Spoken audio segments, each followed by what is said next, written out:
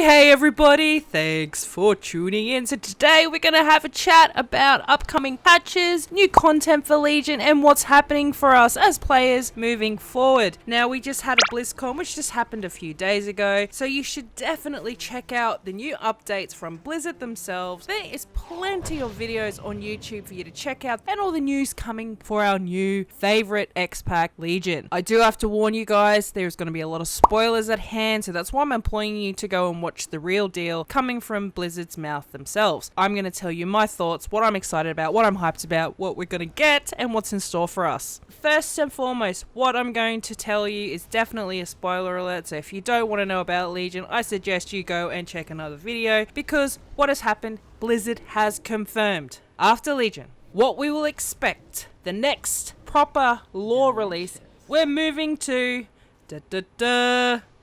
August. Yes, all our speculation, all our conspiracy theories have now been confirmed. Blizzard has definitely confirmed. At the end of the last BlizzCon, they did say that we're going to August, and that's all they did say. But they have confirmed our suspicions, and we are happy that we're going to August to fight the battle on the front lines for Azeroth. I am so hyped for this, guys. You have no idea. I also speculated that we were going to August. A few people have commented on my video saying it was August. You were right. You were 100% correct. We cannot wait. So first, let's recap on what Blizzard mentioned to us. We're getting system updates, extra time walking dungeons, the Brawlers Guild, micro holidays, class updates, patch 7.2. We're seeing a return to Broken Shore, extra Legion Assault, flying, new raid zones, new dungeons, new extra PvP content. That's right, so that's just a quick recap on what Blizzard has explained to us. So now what I'm going to tell you is what I'm excited about.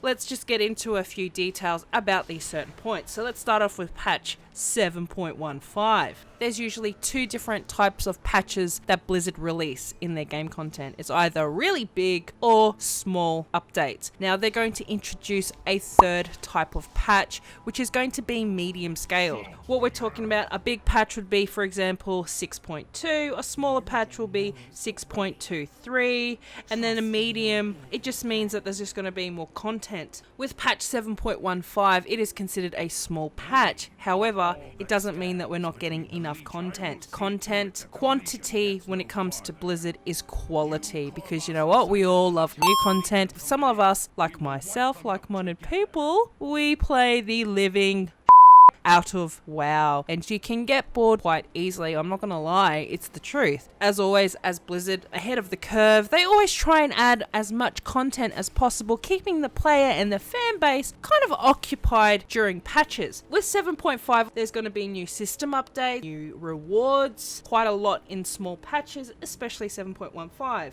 As I mentioned, there's going to be some more time walking dungeons, and what are we going to get for new time walking dungeons? We're going to get Pendaland! That's right, Pandarian time walking dungeons. That is correct. We're going to get new rewards from those dungeons. So they're going to get remodeled skins, T-Mog sets, new rewards. It's amazing. If you're going for your mount achievement runs, this is also another reason why it's going to entice players to keep at the time walking dragon. That's right. So it's going to give me incentive to do time walking dungeons, because I have been a bit slack when you see that pop up on your calendar. For example, Temple of the Jade Serpent, Stormstout Brewery, Shadowpan Monastery, Gate of the Setting Sun, Mogashon Palace, Siege of Nizal Temple, all those wonderful old goodies. I myself always intend to go back and do T-Mog runs, but I always tend to run out of time or lose the energy and forget about Pandaland, so they're doing me a favor, me as a player, helping me out, so it's giving me more incentive, more T-Mog sets. You can actually get a transmog title called The Fabulous. I only just achieved this a few weeks ago, and I was unaware that this thing existed. It's just that I like my T-Mogs. In order to get this achievement, you need 100 unique pieces in each slot to achieve The Fabulous, if you weren't aware of it. So yeah, thank you Blizzard for adding modified skins and T-Mogs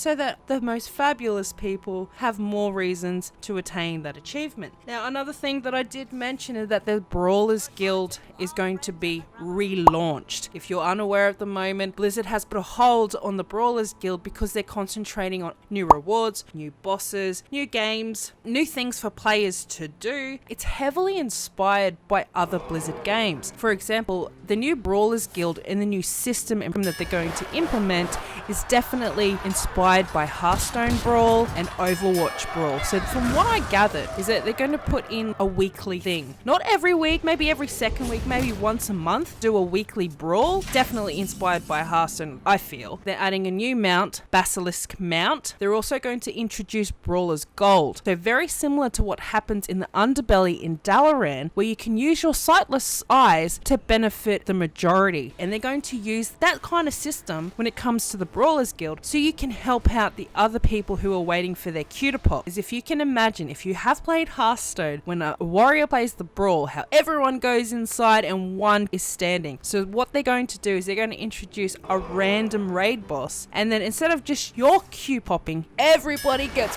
pulled into the arena and it's just a free-for-all. Bigger reward at the end of the day. So that sounds amazing. I have tried out the Brawlers Guild a few times with some of my WoW mates. We had some mad fun there. I knew about Brawlers Guild, I had done it in the past, but I didn't really get all my achievements. Micro holidays, that's right. So rather than your usual holidays that generally last maybe 1 to 2 weeks, we're going to get small holidays. They're going to last from 1 to 2 days. Smaller feats to achieve some of the achievements associated with the micro holidays. So let's use an example of Ahn'Qiraj. If you are a vanilla or a classic WoW player, you'll understand what I'm talking about when the whole server come together as a community to open the gates of Ahn'Qiraj. Now this was done in January 22nd, years ago when Ahn'Qiraj released. A lot of things had to happen for us to even access Ahn'Qiraj. But one person from each and every server had the scepter of the shifting sands to open the gates of Ahn'Qiraj. That one person had the prestige, the honor for the entire server. So what they're going to do is they're going to do a micro holiday in remembrance of the feat and the community as a whole who came together to do something on such a large scale. On a smaller scale, we're going to have to do a similar thing, hand in meat, silk, either Horde or Alliance, whoever completes the requirements for Ahn'Qiraj Remembrance Day. That faction will have their flag flying over Syphilis for 1 year, proving that they are awesome. So that is sick. That's a little micro holiday. So I'm looking forward to some of those to see what other ones that are going to come out. Really, really exciting. Small things that are added, and just for us to remember how awesome WoW really is. Last thing for patch 7.15 is class updates. So Blizzard have identified that they did make some major problems where they really only concentrated on spec identity rather than really thinking about what's the priority here, spec identity or class identity. For example, poor hunters. Not all hunters actually have the ability to utilize traps. If you've never played a hunt, a quick recap is that there's 3 specs to a hunter. There is marksman, beast, and survival. At the moment, survival hunter is the only one that has the availability of traps. Blizz team have thought about it and went, well, no, all hunters should have the ability of traps. Maybe we just concentrate on maybe survival mastering trap, not just as a spec related. As an example, they're going to update some of the flaws, some of the things that they don't agree with the release during Legion, because there's a few things that people were disappointed in and didn't really feel that it fit. Really, really awesome. Thank you, Blizzard, looking into it. So what's next for us after we defeat everyone we need to defeat in Suramar? We're going back to the Broken Shore. So if you were a active player pre-launch, you would understand where we went wrong. King Varian sacrificed himself for the Alliance. That's not the last that we're going to see of King Varian. He's actually in Heroes of the Storm. The clips that I watched with him and Ragnaros has also been introduced to Heroes of the Storm, and it looks super sick. I must admit though, I don't really a fan of Heroes of the Storm, but knowing that my man Varian and Ragnaros be in Heroes of the Storm kind of piques my interest, you know? Kind of makes me want to see what they're like in action. Only time will see whether or not I'll move from WoW and Hearthstone to Heroes of the Storm, but I'm glad that his story doesn't end in WoW. pre-launch, which was the first time that the Horde and the Alliance truly worked together for a common cause, our man Vol'jin was killed. I need to make a video on Vol'jin and my thoughts about that, because I'm not happy, Blizzard, what you did to Vol'jin. Chieftain that lasted one X-Pack and then we killed him. What's that about, Blizzard? Please explain yourself, because many people are not happy about what you did to our man Vol'jin. We failed on the Broken Shore, and after everything's said and done in Surima, we're going back. But this time, with the Broken Shore, you're able to build a few buildings. Depending which building you choose, there's different reward system, giving the player more freedom and more based on what you want to do with your character. So it's less responsibility on Blizzard, more responsibility on the player, and more freedom and for us to explore what we want to do with our ults and our mains. This is exciting because there's different rewards, which means it's encouraging you to play more than one character. And many people have mentioned that, is Legion an ult killer? Is it killing us on alternate tunes because of the grind and the chores associated with Legion? Only time will tell, but from what I've gathered from Blizzard, it's kind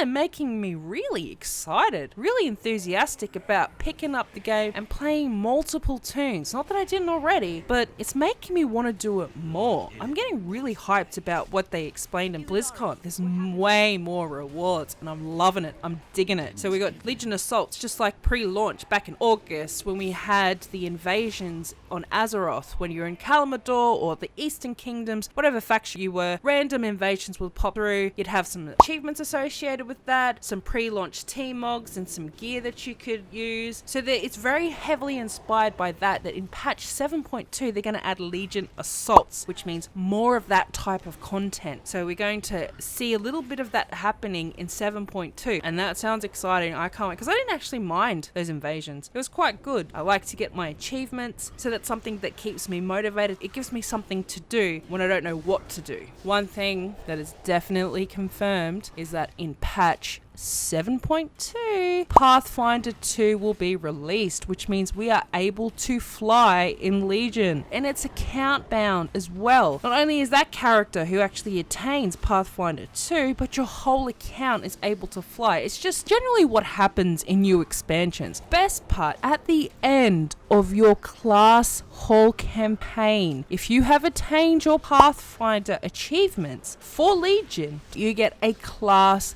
mount. It really gives you incentive to keep playing when there isn't truly content. Like I said, quantity is quality when we're talking about World of Warcraft. If you are heavily into your raiding, we get to see a little bit more in depth of what's happening with the Tomb of Sargeras. It looks amazing. Kill Jaden himself. He will be the very last boss, as was Ahn'Qiraj back in Draenor. I cannot wait for that raid to come out. I can't even wait for the raids now, to be honest with you. I've been waiting for freaking weeks, which is 9 new raid bosses. We're also going to see some new NPCs, trash mobs that we're going to have a look at moving forward with Tomb of Sargeras, and Blizzard have done us the honor of showing us some of what we're going to expect in that raid. We're also going to have one new dungeon, the Cathedral of Eternal Night, and this is going to entail 4 bosses. Again, Blizzard have done us the favor of showing us some pictures so that we know what we're going to expect coming patch 7.2. When is patch 7.2 going to come out? I'm guessing possibly January, early next year. I'm not quite sure when patch 7.15 is going to be released. I'm thinking maybe the end of the year, maybe December, late November. I'm hoping, fingers crossed, but they never did give us a definitive answer when these patches were going to actually be released. I explained with PvP Brawls was heavily inspired by Hearthstone, and that will be released in 7.2. So much more things to look